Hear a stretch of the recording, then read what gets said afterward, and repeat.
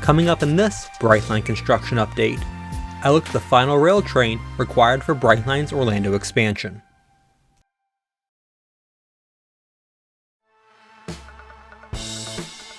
The train was delivered by CSX from the OUC Stanton Rail Line to the midpoint of the line near Innovation Way, before it was moved to the current end of the line east of State Road 520.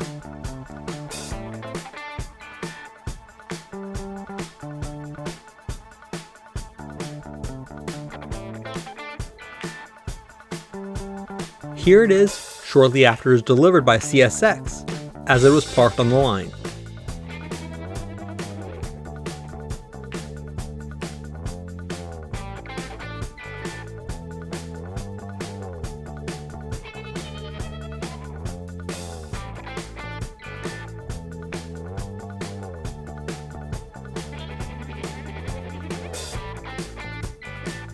Crews were working on a plan to turn the threader car, which is what actually unloads the rail from the train, around, which is why it was sitting here.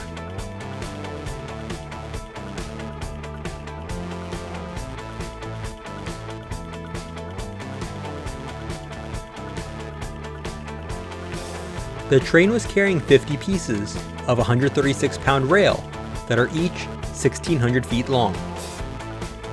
That results in about 7.5 miles of actual track.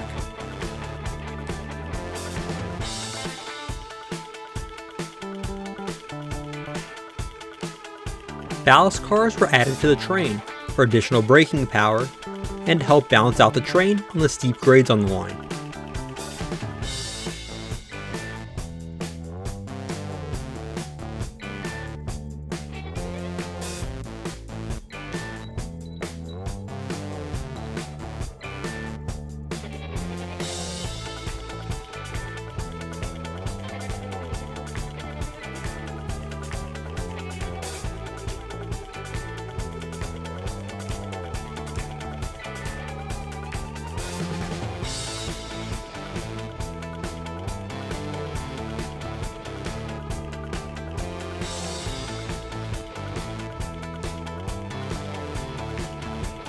We are now at the current end of the line, headed east a few days later, when the train is about halfway through being unloaded.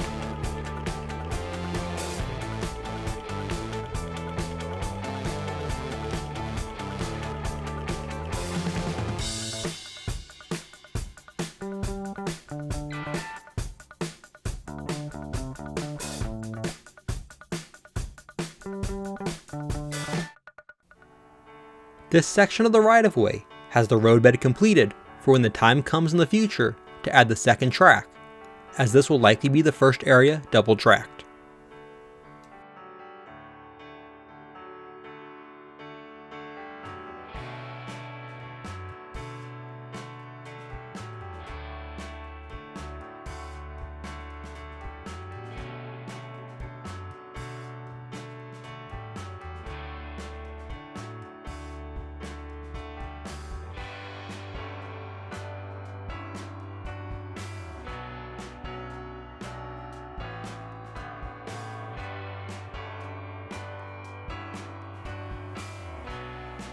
This is the 26th rail train overall for Brightline's Orlando expansion. 20 of them were used for the double tracking of the Florida East Coast Railway corridor, while 6 were used here on the Orlando line.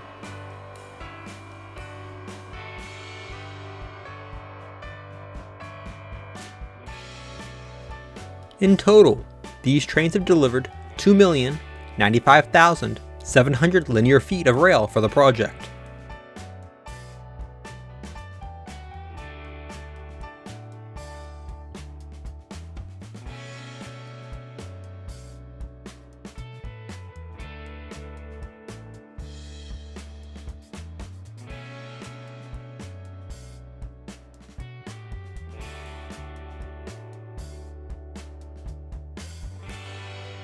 The 2 Gaddix GP38 locomotives that power the work trains on this part of the line were parked with the train here.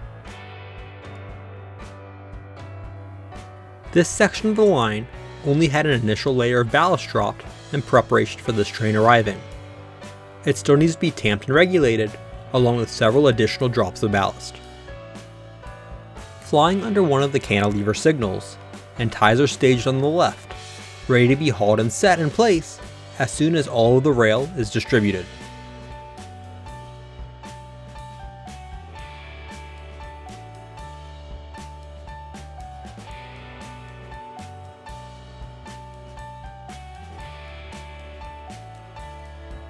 The rail is unloaded from the train using loaders that physically pull the rail off the car, then they drag it to where it'll be used. You can see part of that process in the link above from a previous rail train. The train is parked on the bridge above Long Bluff Road, which provides access to the two sides of Tosahatchee Wildlife Management Area on either side of State Road 528 and the Brightline right-of-way.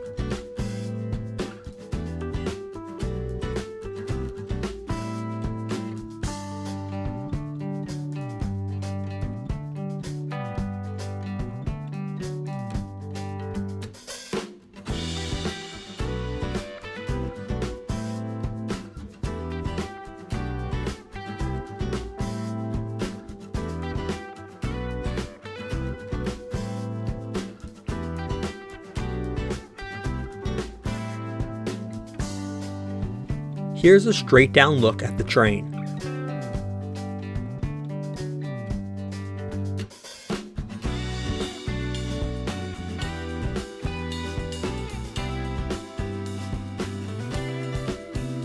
The rails are still in the process of oxidizing from their freshly produced gray look to a rustier brown appearance. This is a normal occurrence for all rail and does not affect its integrity.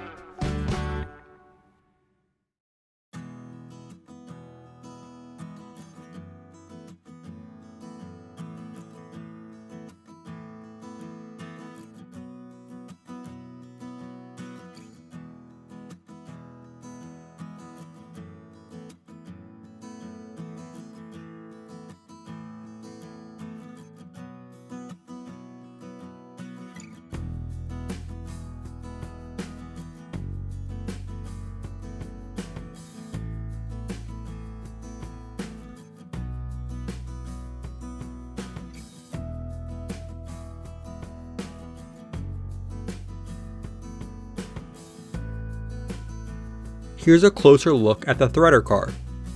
Using guides, it physically pulls the rail off of the racks and moves them to the side of the car, where they can then be pulled by equipment on the ground.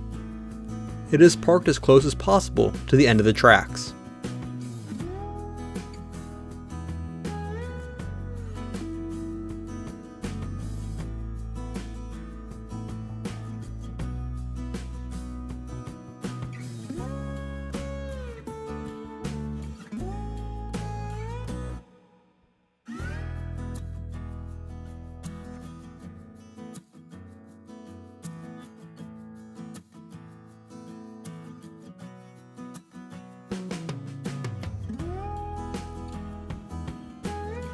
And finally, here's a look east down the right-of-way. In this view, you can more or less see the remaining area that needs track built, with the track built from the east ending at the curve in the distance.